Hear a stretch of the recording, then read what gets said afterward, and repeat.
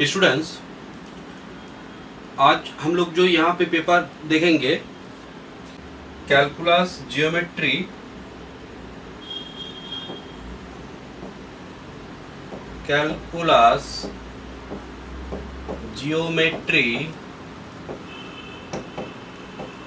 And vector analysis. Calculus geometry and vector analysis. तो calculus जो paper है, यहाँ पे कैलकुलस जो है तुम्हारा, कैलकुलस को हम लोग दो पार्ट में डिवाइड करते हैं। जो तुम्हारा कैलकुलस है इसको हम लोग क्या करते हैं, दो पार्ट में डिवाइड करते हैं। कैलकुलस मेनली किस चीज के ऊपर डील करता है जानते हो? चेंजेस। कोई चीज किस हिसाब से चेंज हो रहा है उसको हम लोग डील करते हैं कैलकुलस में। तो चेंजेस के ऊपर हम लोग डील करते हैं कैलकुलस में। तो कैलकुलस का दो पार्ट है।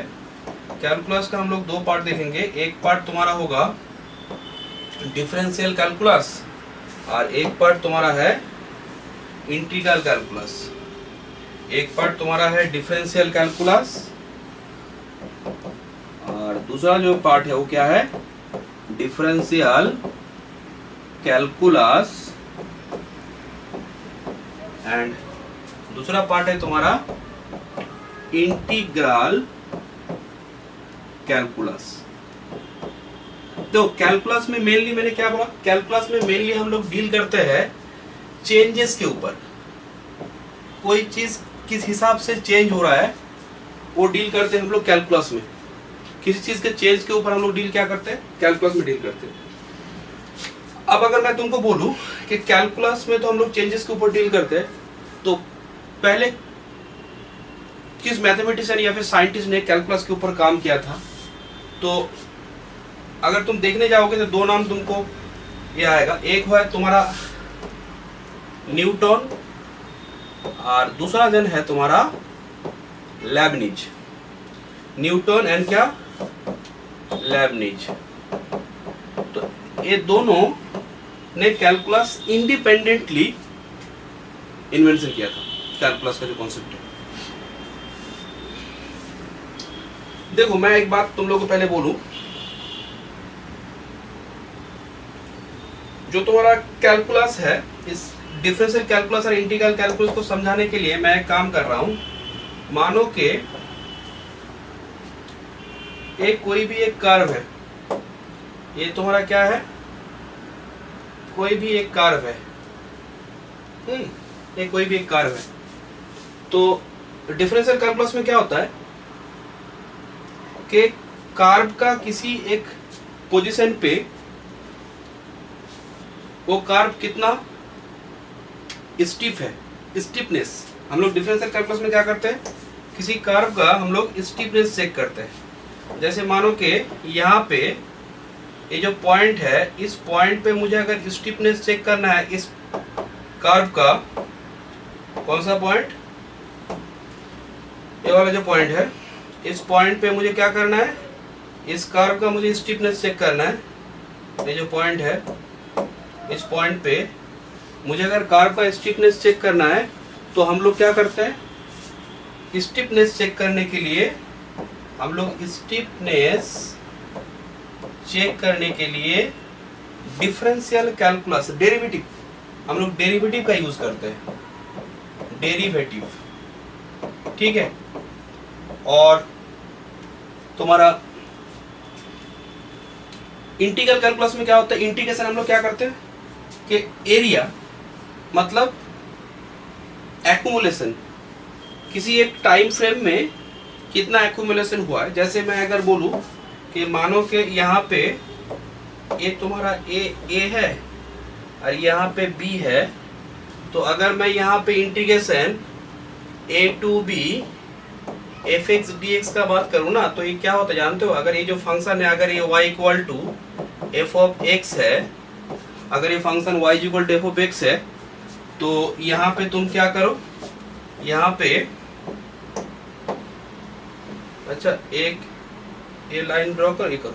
तो देखो यहाँ पे क्या आया है, यहाँ पे तुम देख पा रहे हो कि ये जो रीजन आया अंदर में, ये जो जगह आया, इस रीजन का जो एरिया है ये रिप्रेजेंट होता है by the integration.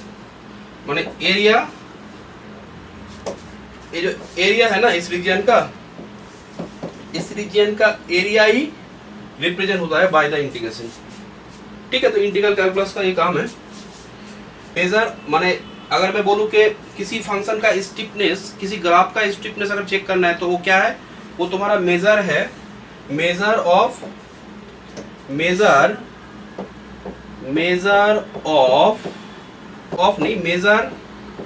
Rate of change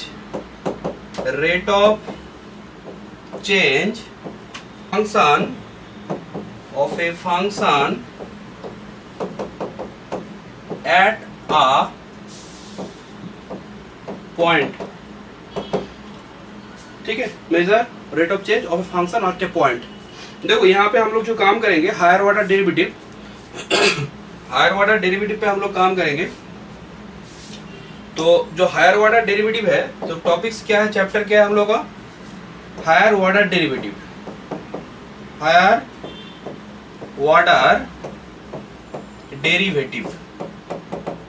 तो सपोज मानो कि मैंने एक फंक्शन लिया y is equal to f of x, मैंने फंक्शन लिया y is equal to f of x. तो ये जो फंक्शन है y is equal to f of x, यहाँ पे x क्या है तुम्हारा, x तुम्हारा independent variable and y is a dependent variable. मैं अगर बोलूँ कि यहाँ पे जो मेरा x है ये क्या है, x is independent variable and y is dependent variable, x is independent variable and y is dependent variable। तो जो डिपेंडेंट वेरिएबल है हम लोग क्या करते हैं, उसका डेरिवेटिव लेते हैं, उसका रेट ऑफ चेंज लेते हैं with respect to y, sorry x, independent variable के हिसाब से। तो यहाँ पे जो हम लोग जो फर्स्ट काम करते हैं dy dx, माने कोई भी फंक्शन है तो यहाँ पे हम लोग क्या करते हैं, इस फंक्शन का डेरिवेटिव निकालते हैं। dy dx इसको बोलते हैं first order derivative, d2y dx2 second order derivative, d3y dx3 third order derivative, and so on nth order derivative dny dxn। तो जो dy dx है इस डेरिवेटिव को हम लोग ऐसे भी लिख सकते हैं, क्या, f डैश x, इसको क्या लिख सकते हैं, f डबल डैश x, इसको क्या लिख सकते हैं, f ट्रिपल डैश x, इसको क्या लिख सकते हैं, f n x। ठीक है, इसको हम लोग ऐसे भी लिख सकते हैं, क्या लिख सकते हैं कि d ऑफ y d2y या फिर d of f d3y and dny, या फिर इसको हम लोग क्या लिख सकते हैं, y1 y2 y3 and so on yn। ठीक है, ये सब नोटेशन है लिखने का, ये सब नोटेशन है कि हम लोग जो हायर ऑर्डर डेरिवेटिव करते हैं ना, हम लोग क्या बोल सकते हैं, ये सब नोटेशन है।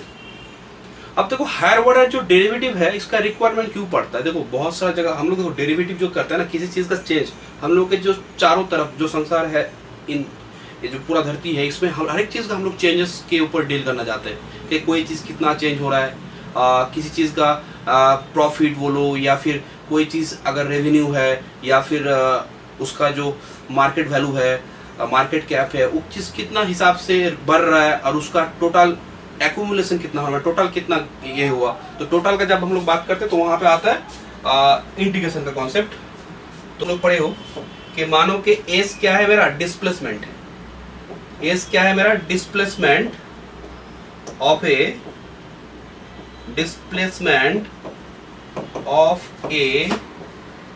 Particle, S is a displacement of A particle. तो ये जो डिस्प्लेसमेंट है किसी पार्टिकल का, जो डिस्प्लेसमेंट है हम लोग क्या जानते हो, पार्टिकल का डिस्प्लेसमेंट टाइम के ऊपर डिपेंड करता है। तो सपोज मैंने बोला कि S is a function of T and the function of T, and suppose मैंने क्या माना कि this is a 6t³ minus 4t² plus 12t minus 3। Suppose ये कोई एक पार्टिकल है, मूवमेंट कर रहा है, तो उसका डिस्प्लेसमेंट टाइम के हिसाब से ऐसे दिया हुआ है।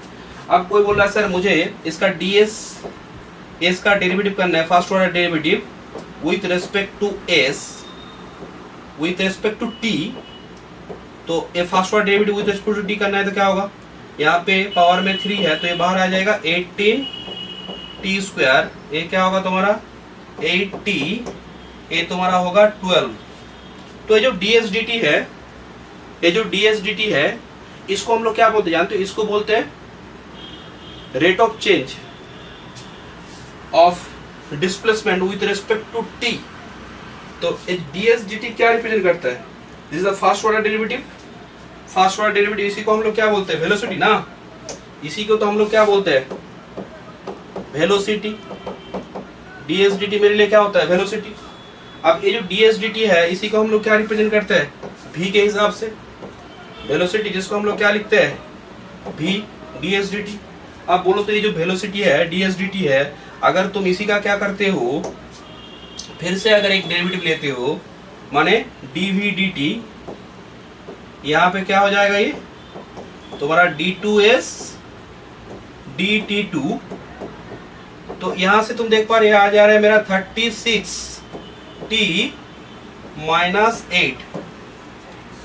तो ये मेरा क्या है वेलोसिटी का rate of change with respect to time, जो हम लोग का क्या रिप्रेजेंट करता है, जो रिप्रेजेंट करता है हम लोग का एक्सीलरेशन। क्या रिप्रेजेंट होता है इससे एक्सीलरेशन, जिसको तुम लोग क्या करते हो एफ से डिनोट करते हो, स्मॉल एफ एक्सीलरेशन। तो स्मॉल एफ असल में देखो वेलोसिटी का फर्स्ट ऑर्डर डेरिवेटिव है, बट अगर मैं डिस्प्लेसमेंट का देखने जाऊं तो सेकंड ऑर्डर डेरिवेटिव है, सेकंड ऑर्डर डेरिवेटिव यहाँ पे। तो हर एक चीज का कुछ ना कुछ फिजिकल मीनिंग है। अब कोई बोला अगर मैं थर्ड ऑर्डर डेरिवेटिव करूंगा, अगर मैं इसको थर्ड ऑर्डर डेरिवेटिव करूं, दैट मीन्स अगर तुम क्या करते हो d3s dt³, तो एक क्या होता है थर्ड का किसी एक बॉडी मतलब पार्टिकल से बना हुआ, सिस्टम ऑफ पार्टिकल से बना हुआ होता है बॉडी। तो किसी एक बॉडी का जार्क रिप्रेजेंट करता है थर्ड ऑर्डर डेरिवेटिव। देखो तुम लोग नाम सुने हो point of inflection, concave upward, concave downwards. तो ये सब जो काम होता है ना, हम लोग सभी काम हायर ऑर्डर डेरिवेटिव पे करते हैं। कि कोई कार्व है किसी एक पॉइंट पे उसका कॉनकेव अपवर्ड और कॉनकेव डाउनवर्ड का जो बिहेवियर चेंजेस हो रहा है, तो उस पॉइंट को हम लोग क्या बोलते हैं पॉइंट ऑफ इन्फ्लेक्शन। तो पॉइंट ऑफ इन्फ्लेक्शन जो कॉन्सेप्ट है, वो कॉन्सेप्ट को हम लोग को अगर डील करना है तो कैलकुलस में वो हायर ऑर्डर डेरिवेटिव में वो यूज होता है। एक इक्वेशन तुम लोगों को आता है, देखना बीम डिफ्लेक्शन, जिसका इक्वेशन एक बार देखो। फिजिक्स में तो डेरिवेटिव छोड़ के काम ही नहीं कर सकते हो। कोई भी चीज का जब चेंजेस के ऊपर डील करना है तो तुमको डेरिवेटिव तो लेना ही पड़ेगा। विदाउट डेरिवेटिव, विदाउट इंटीग्रेशन से काम ही नहीं हो पाएगा।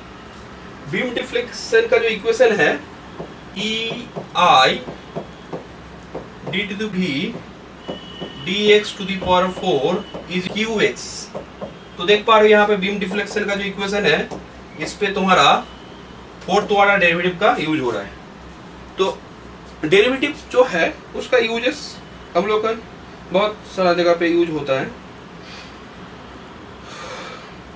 तो हम लोग स्पेशली हम लोग कुछ फंक्शंस है उसका डेरिवेटिव के ऊपर डिस्कशन करेंगे। अभी स्पेशली कुछ फंक्शंस है उसके ऊपर हम लोग काम करेंगे। तो यहाँ पे क्या एडिंग कर रहे हो तुम लोग, nth order derivative of some well known function, some well known functions। तो nth ऑर्डर डेरिवेटिव हम लोग करेंगे सम वेल नोन फंक्शन। तो वेल नोन फंक्शन में जैसे मैं कुछ nth ऑर्डर डेरिवेटिव हम लोग और भी फंक्शंस का करेंगे, बहुत सारा फंक्शन का, ऑलमोस्ट सभी फंक्शन का ही करेंगे, बट कुछ वेल नोन फंक्शन का मैं फॉर्मूला ले रहा हूं। जैसे फर्स्ट फंक्शन जो है तुम्हारा y is equal to, number 1 जो मैं फंक्शन ले रहा हूं ये तुम्हारा है y is equal to x to the power m, y is equal to x to the power m। तो देखो इसका अगर हम लोग फर्स्ट ऑर्डर डेरिवेटिव करते हैं, पहले तो देखो सर यहाँ पे m क्या है, m फर्स्ट केस हम लोग लेंगे m is any real number. First case हम लोग क्या लेंगे, m is any real number. तो केस 1 क्या ले रहे हो, m is any real number. Case 1 m is any real number, m is any real number। m कोई भी रियल नंबर हो सकता है, 5, 7, 8, √2, √3, 7/2, -7/2, -7। तो एनी रियल नंबर अगर हो तो, और ये भी हम लोग मान के चलेंगे कि x to the power m ये जो फंक्शन है y equal to x to the power n, इसका हर एक डेरिवेटिव एग्जिस्ट हो रहा है, ये मान के चलेंगे। देखो हम लोग जो अभी कर रहे हैं ना, हम लोग क्या कर रहे हैं, nth ऑर्डर डेरिवेटिव। देखो 2 वर्ड आता है, तुम लोगों को मैं एक बात बोलूं, 2 वर्ड आता है। एक वर्ड आता है तुम्हारा, एक वर्ड तुम्हारा आता है डिफरेंशिएशन, और एक वर्ड है तुम्हारा डिफरेंशिएबिलिटी। ये 2 वर्ड का मीनिंग क्या है, डिफरेंशिएशन का मतलब होता है हम लोग क्या करते हैं, कोई एक फंक्शन है, अच्छा अगर वो फंक्शन का डेरिवेटिव एग्जिस्ट है तो उसको हम लोग डेरिवेटिव कर पा रहे, तो दैट मीन्स हम लोग उसका क्या कर रहे हैं, डेरिवेटिव जो कर रहे हैं ना, तो इसको बोलते हैं डिफरेंशिएशन करना। अब देखो बहुत सारा फंक्शन है जिसका डेरिवेटिव एग्जिस्ट ही नहीं कर रहा है, तो उस टाइम में हम लोग क्या बोलेंगे कि वो फंक्शन डिफरेंशिएबल नहीं है। तो पहले देखो बात क्या है कि एक फंक्शन डिफरेंशिएबल है या नहीं है, ये हम लोग को चेक करना पड़ता है। बट हम लोग जो 11 क्लास 12 में जो हम लोग डेरिवेटिव कर रहे थे, तो वहां पे हम लोग क्या कर रहे थे, वो सब फंक्शन के ऊपर डील कर रहे थे जो फंक्शन पहले से डिफरेंशिएबल है। तो अभी भी हम लोग वही काम करेंगे, वो सब फंक्शन के ऊपर काम करेंगे, डेरिवेटिव करेंगे, हायर वाला डेरिवेटिव करेंगे जिसका डेरिवेटिव एग्जिस्ट है। अच्छा ये सब फंक्शन के ऊपर भी हम लोग काम करेंगे। अब कौन फंक्शन का डेरिवेटिव होगा, किस फंक्शन का कितना ऑर्डर तक डेरिवेटिव होगा, फंक्शन के ऊपर डिपेंड कर रहा है। तो वो सब काम हम लोग क्या करते हैं, चेक करते हैं एक फंक्शन डिफरेंशिएबल है या नहीं है, वो चेक करने का काम होता है तुम्हारा डिफरेंशिएबिलिटी में। फंक्शन डिफरेंशिएबल है या नहीं है, फंक्शन का डेरिवेटिव एग्जिस्ट है या नहीं है, वो काम होता है डिफरेंशिएबिलिटी में। अगर एक फंक्शन डिफरेंशिएबल है, अब तुम उसको डेरिवेटिव कर रहे हो, तो डेरिवेटिव करना, फंक्शन डिफरेंशिएबल चेक कर लिए तूने पहले, उसके बाद उसका तुम डेरिवेटिव निकाल रहे हो, first order, second order, third order. तो वो जो प्रोसेस है हम लोग उसको बोलते हैं डिफरेंशिएशन करना। First order derivative, second order derivative, third order derivative and so on. तो ये होता है तुम्हारा दोनों के बीच में अंतर।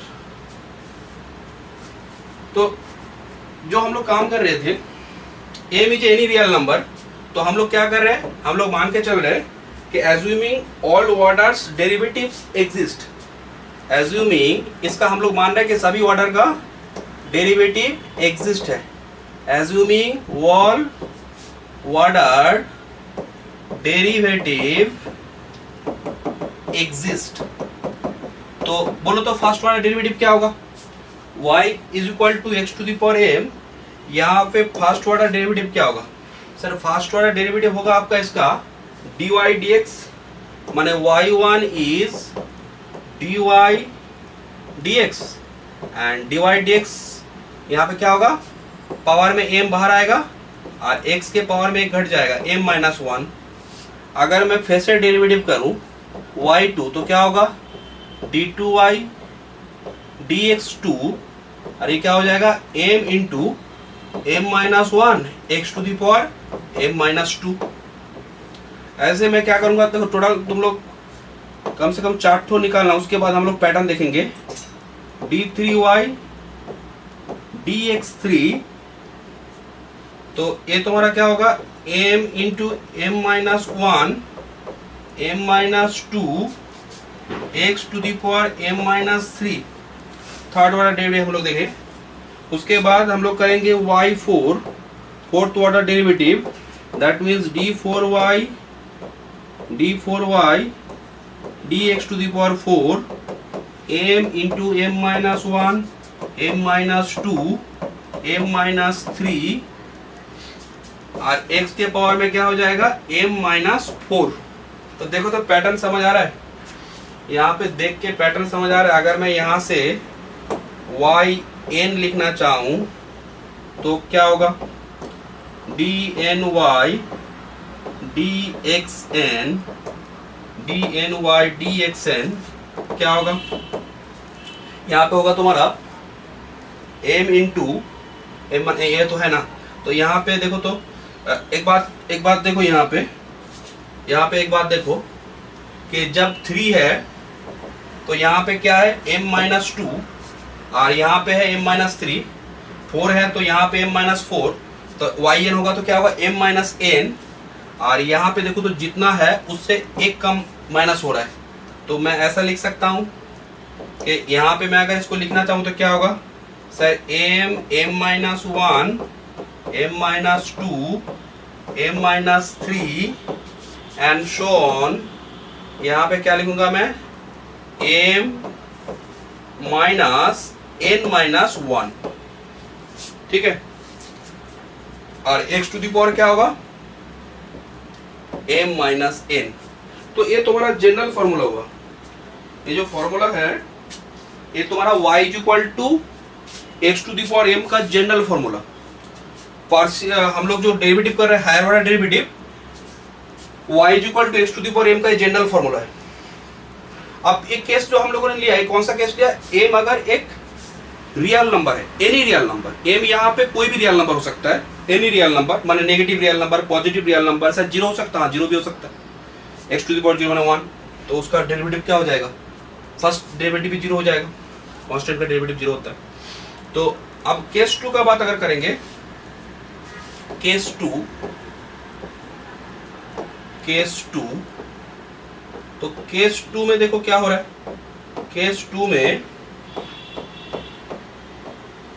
क्या होगा कि m जो है वो एनी पॉजिटिव, देखो इंटीजर अगर है ना, पॉजिटिव इंटीजर, तो बेनिफिट देखो क्या होगा, फैक्टोरियल में हम लोग उसको कन्वर्ट कर सकते हैं।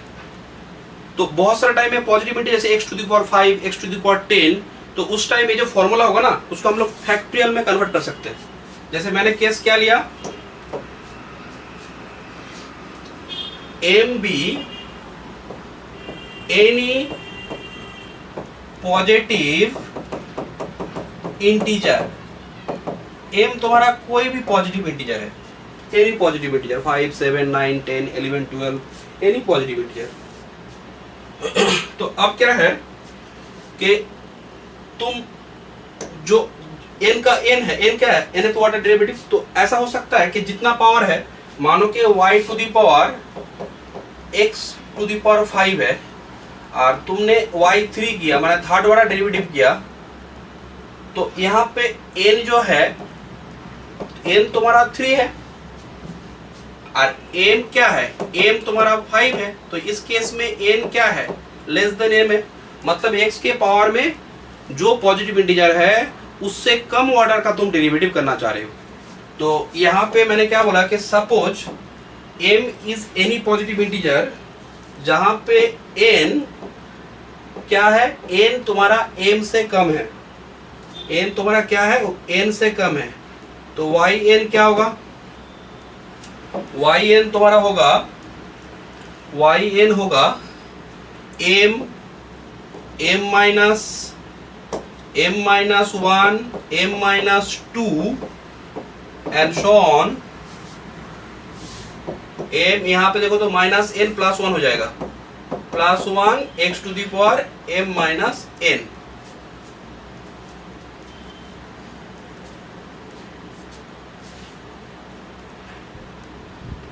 ठीक है, अगर n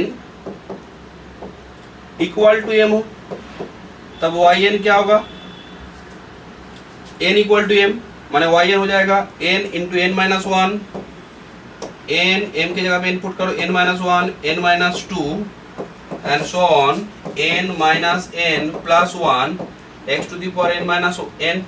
माने यहाँ पे तुम क्या देख पा रहे हो, n n-1 n-2 that means n factorial, और यहाँ पे तुम्हारा x to the power n-1 n-n x to the power 0 माने 1 हो जाएगा। तो x के पावर में जो है, जो भी पॉजिटिव इंटीजर है, अगर तुम उतना ऑर्डर डेरिवेटिव करोगे तो n फैक्टोरियल आएगा।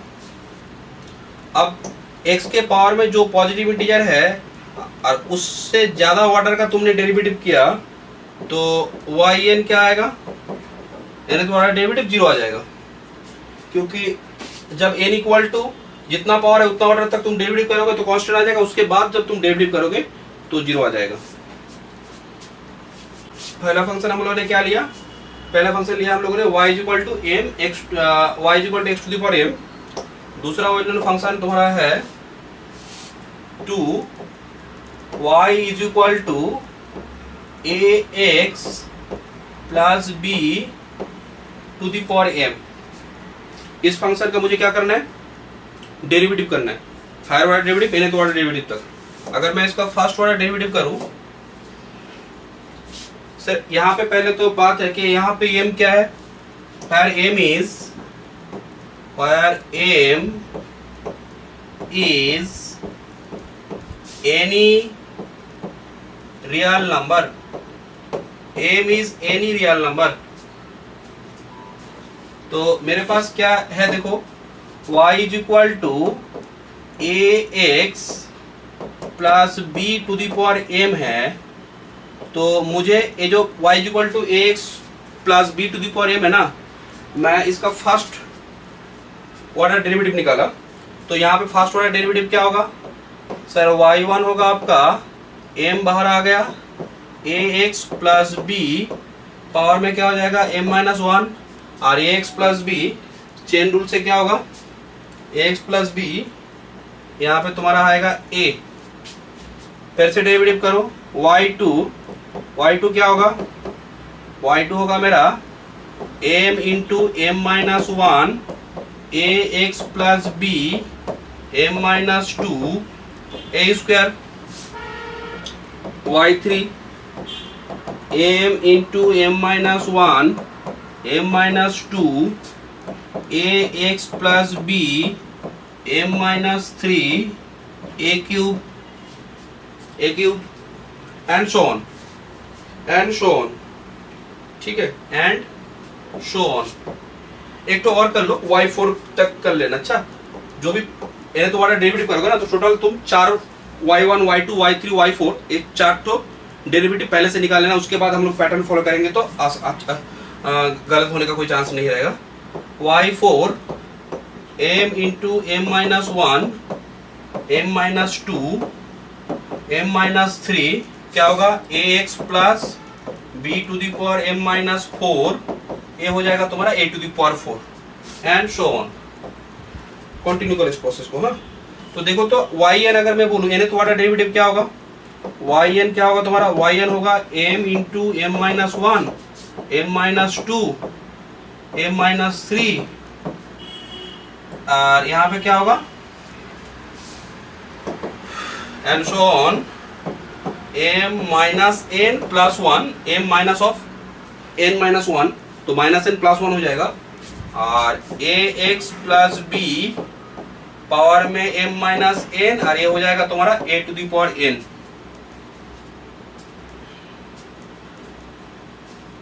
अब देखो ये जो रिजल्ट है ये एनी रियल नंबर के लिए था, ये जो मैंने रिजल्ट किया ना for any real number, m is any real number. अब यहाँ पे m अगर क्या हो जाता है कोई पॉजिटिव इंटीजर अगर हो जाता है तो इसको हम लोग फैक्टोरियल नोटेशन में कन्वर्ट कर सकते हैं। अगर एम क्या हो, ये तो मैंने क्या बोला, दिस इज जनरल फॉर्मूला। ये जो फॉर्मूला है ये मेरा क्या फॉर्मूला है, ये मेरा जनरल फॉर्मूला है। अच्छा, a x plus b to the power m का nth ऑर्डर डेरिवेटिव का ये क्या है, मेरा जनरल फॉर्मूला है। अब मुझे अगर क्या करना बोले, इस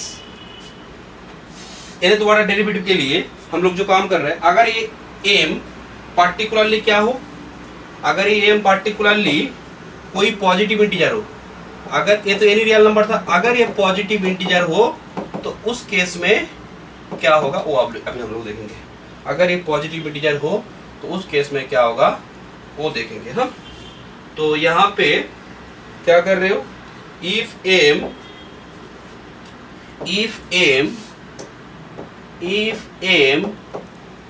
is a positive integer, if m is a positive integer, m कोई भी पॉजिटिव इंटीजर है, if m is a positive integer, the above result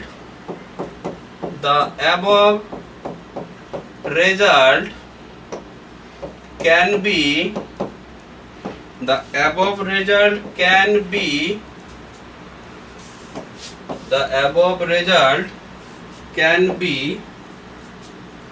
written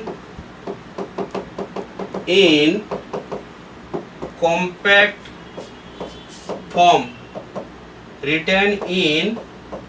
compact form, if m is a positive integer, the above result can be written in compact form by using the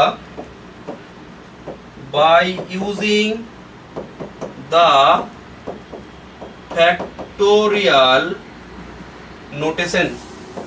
अब देखो factorial notation को कैसे हम लोग use करेंगे।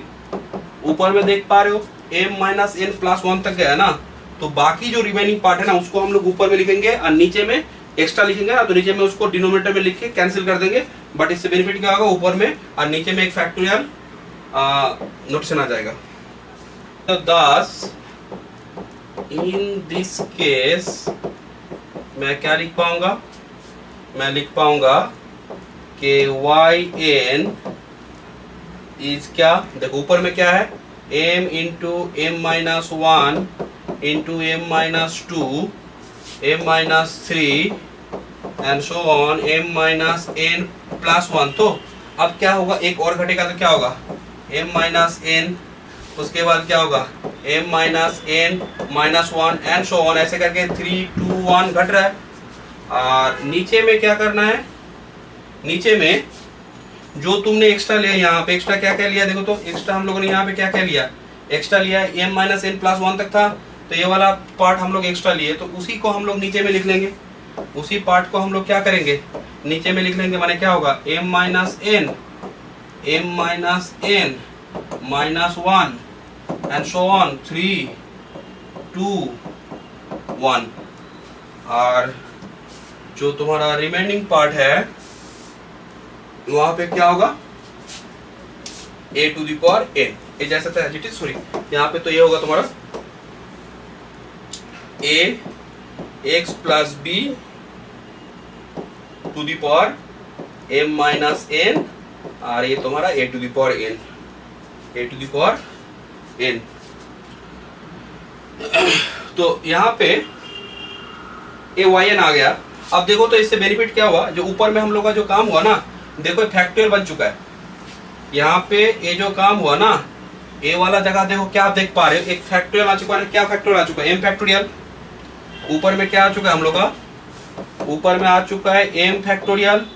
नीचे में क्या आ चुका है, एम माइनस एन फैक्टोरियल।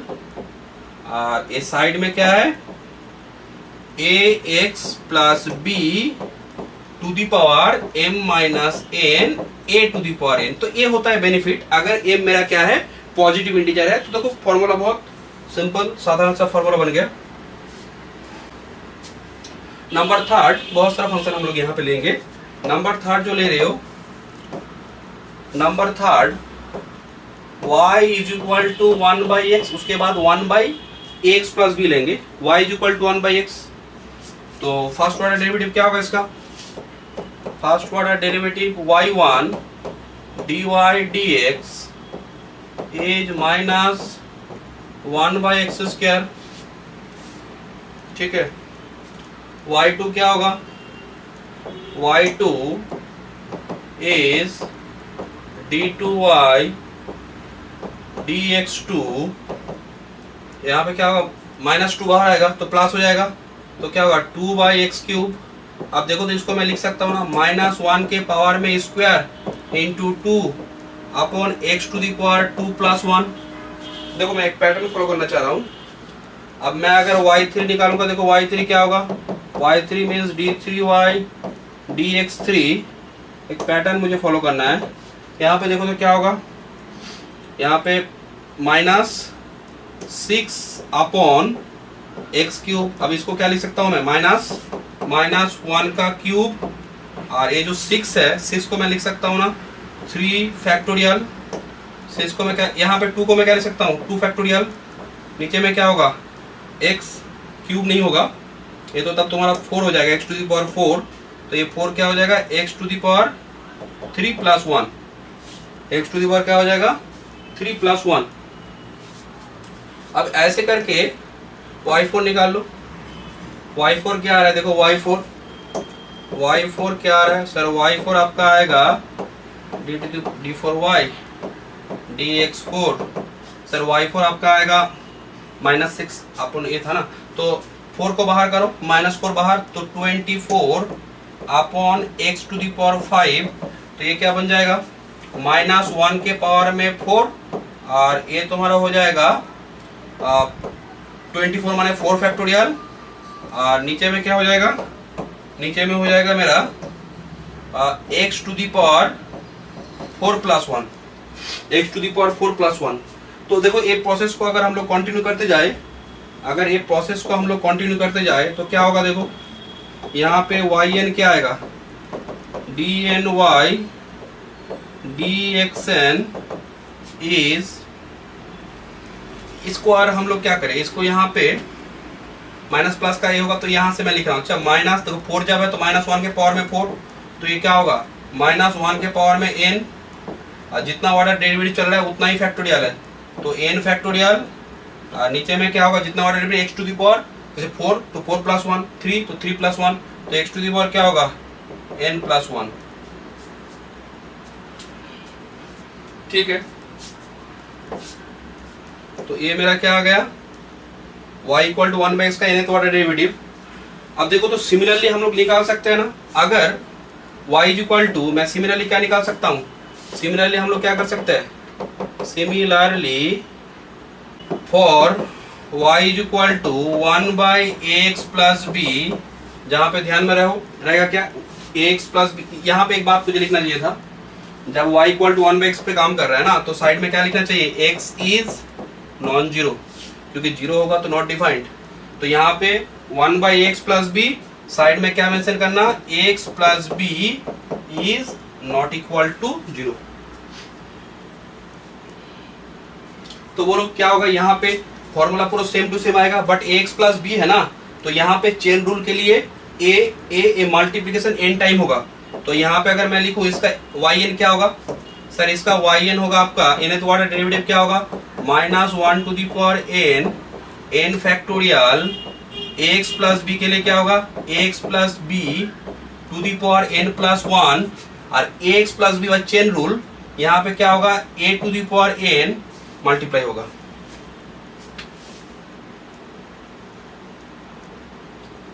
ठीक है, नेक्स्ट फंक्शन जो लिख रहे हो log x, नेक्स्ट फंक्शन क्या ले रहे हो, नंबर 4 y =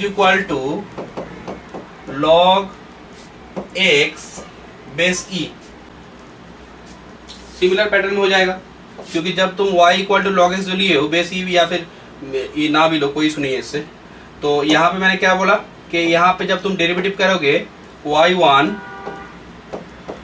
dy dx, तो ये क्या होगा 1/x। अब देखो तो ये 1/x जब आ गया, 1/x यहाँ पे आ चुका है, तो 1/x का हम लोग nth ऑर्डर डेरिवेटिव करने जानते हैं।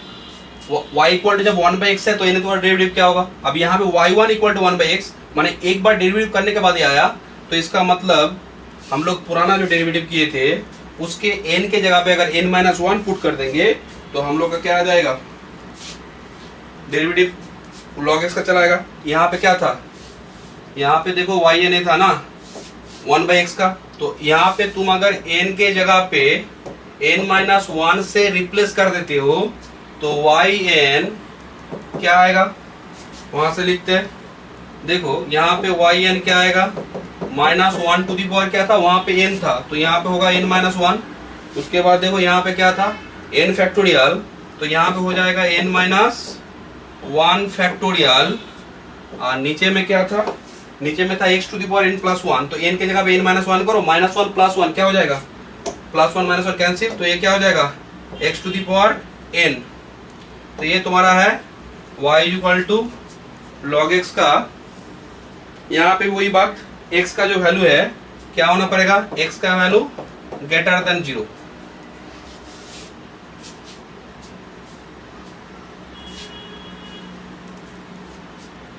ऐसे अगर हम लोग का क्या रहे, ऐसे अगर हम लोग का नंबर 5, अगर y is equal to log ax plus b हो तो क्या होगा? log ax प्लस b हो तो क्या होगा? सर यहाँ पे आपका हो जाएगा yn क्या होगा? -1 to the power n-1 factorial upon x to the power n, और x plus b chain rule wise n बार डेरिवेटिव करना पड़ रहा है, तो यहाँ पे क्या आएगा? a to the power n,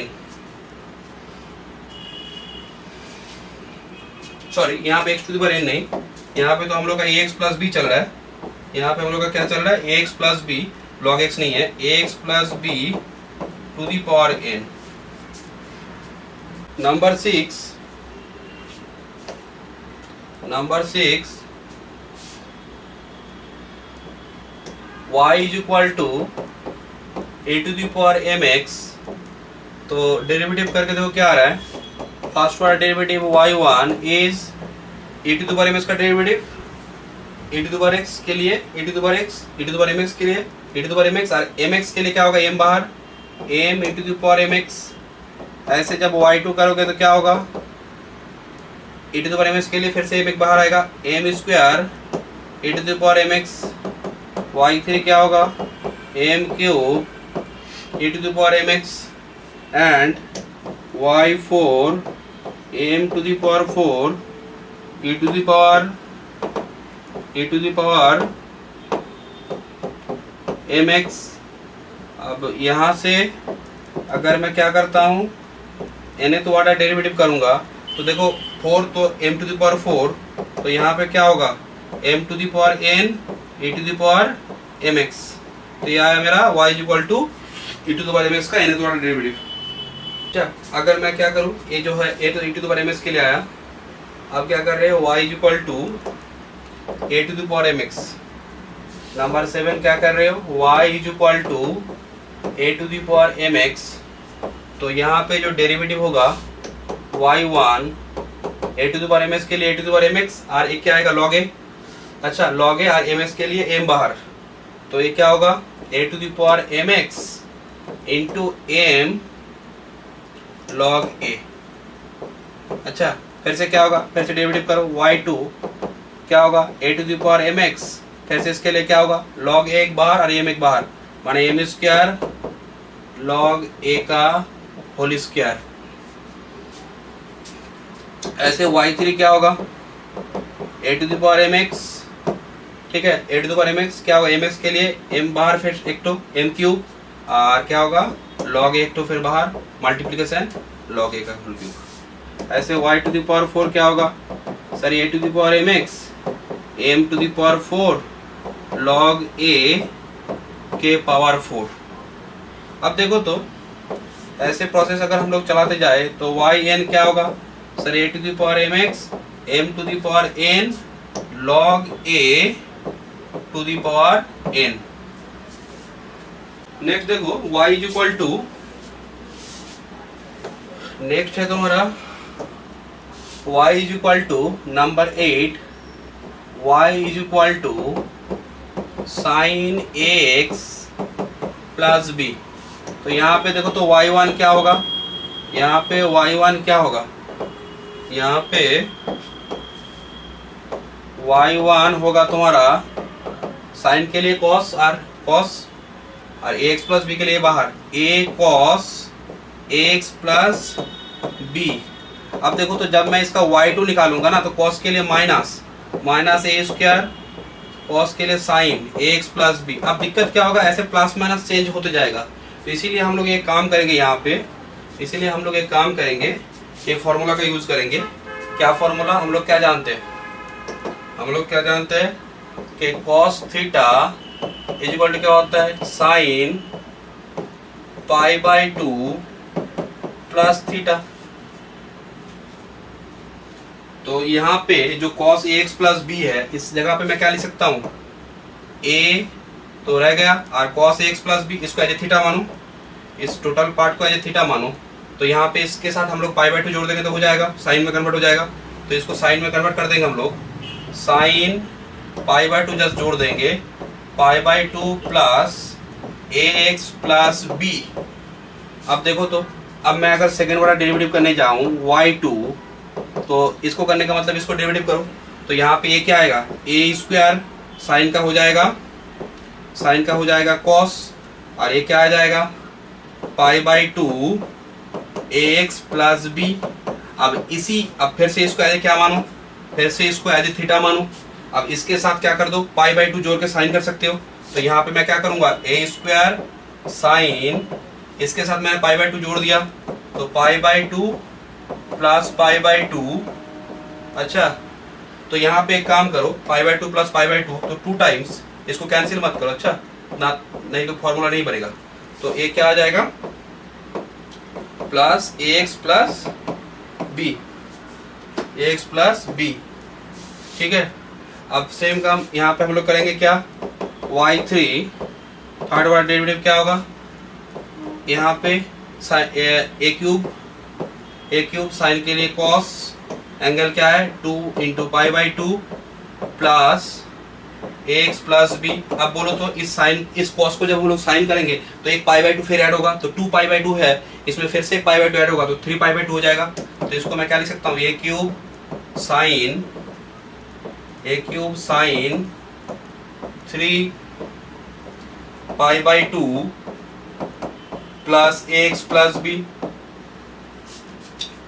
एक तो और कर लो y4 तक, उसके बाद हम लोग जनरल फॉर्मूला निकालेंगे। a⁴ साइन के लिए क्या होगा, cos, एंगल क्या है 3 π/2 प्लस ax प्लस b। इसको हम लोग क्या करेंगे, इसको अगर हम लोग किस में कन्वर्ट करना चाहिए, साइन में, तो क्या करना है, π/2 जोड़ना है। तो यहाँ पे क्या होगा, a⁴ और ये तुम्हारा हो जाएगा साइन 3 π/2 पहले से था, एक π/2 जोड़ोगे तो क्या होगा 4 π/2 प्लस ax प्लस b। अब देखो तो तुम लोग फॉर्मूला समझ गए हो। देखो जब y1 है तो इसमें क्या है, 1 इंटू π/2, कुछ नहीं है, 1 है। y2 तो यहाँ पे क्या हो रहा है 2 इंटू π/2।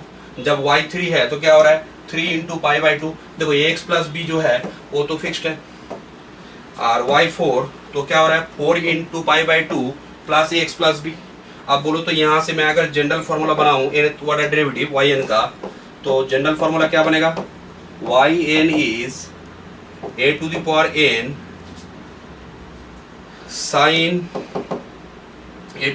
साइन, ठीक है। यहाँ पे लिख सकते हो, यहाँ पे 3 है तो यहाँ पे ऐसे लिख सकते हो तुम। यहाँ पे क्या लिख सकते हो, a⁴n cos, यहाँ पे 4 था तो 3, यहाँ पे होगा n-1। इसको अगर ऐसे लिखे तो हो जाएगा n-1 π/2 plus ax plus b, और इस पे क्या करो, इस पे π/2 एक जोड़ो, तो n-1 π/2 और π/2 जोड़ने से क्या होगा, साइन को करने के लिए। तो a⁴n साइन क्या होगा, sine n π/2 plus ax plus b। तो देखो तो इसका मतलब क्या है, ठीक है, n इंटू π/2, तो जनरल फार्मूला आ गया, ठीक है। तो ये फार्मूला याद रखना है, yn इक्वल टू क्या आया, a⁴n साइन, जो जितना ऑर्डर डेरिवेटिव करना है उतना π/2 प्लस वो एंगल। जैसे मैं अगर बोलूँ कि मानो कि क्या है तुम्हारा y है साइन, मानो कि साइन क्या है, साइन है 4x, साइन 4x, इसका इन्हें थोड़ा डेरिवेटिव करना तो क्या होगा, इसका इन्हें थोड़ा डेरिवेटिव जो 4 है वो 4 क्या होगा 4 टू द पावर n बाहर, और ये क्या होगा sine n pi by 2 plus 4x, ऐसा कुछ होगा। हाँ बोल तो सिमिलर बात अगर हम लोग किसके लिए करना चाहे, कॉस के लिए करना चाहे, तो नंबर 9 अगर यही काम मैं किसके लिए करना चाहूँ, y is equal to cos ax plus b, तो सेम इसमें भी वही काम हो जाएगा। इसमें yn सिमिलरली क्या हो जाएगा, इसमें yn क्या होगा a to the power n बाहर कॉस, ठीक है, तो a to the power n बाहर कॉस क्या होगा n into pi by 2 plus ax plus b, एकदम सिमिलरली d2 कि उसी पैटर्न में ऐसे इसको भी करोगे तो ऐसे ही हो जाएगा। ठीक, अब देखो अगर हम लोग higher order derivative parametric equation, parametric function मतलब पैरामीट्रिक फॉर्म का जो कर्व होता है उसके लिए अगर करना चाहे तो क्या होगा,